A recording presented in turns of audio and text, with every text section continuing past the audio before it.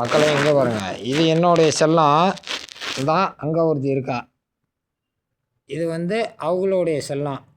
இப்போ அவங்களோட அட்டாச் ஆகிட்டாங்க.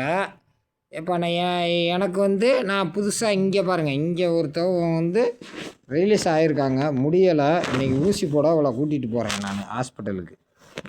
ஏன்னா தங்கக்குட்டிக்கு முடியலை, இந்தா எந்திரிக்காமல் அப்படியே சுணங்கி போய் கிடக்குறா.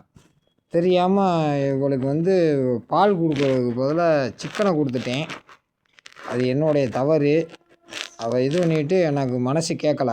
அதனால் இன்றைக்கி ஆஸ்பத்திரிக்கு போகிறோம். அப்பா தங்கம், செல்லக்குட்டி எந்திரிம்மா, இங்கே வாருமா.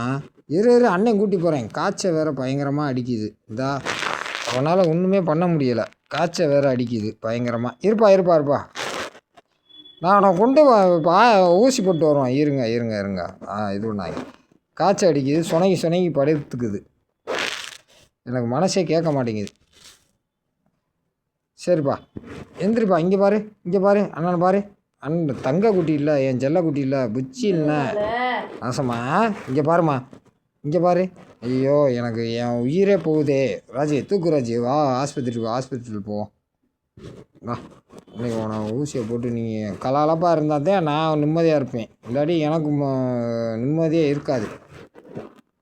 இந்தா அவன் அப்படி தான் இருந்தான். இந்தாப்போ அவள் இது பண்ணி அந்த அங்கே போய் படுத்துக்கிட்டாங்க. இவன் வந்து என் மடியில் வந்து படுத்துக்கிட்டா. இவ்வளோ கொண்டு போய் இன்றைக்கி ஊசியை போட்டு விட்டு 2 பேருக்கும் ஊசியை போட்டு விட்டா தான் சரியாக வரும் ராஜி. ஆமாப்பா, இல்லைப்பா. சரி தூக்கு. அந்த இது கூட எடு, அதுக்குள்ளே வை 2த்தையும்.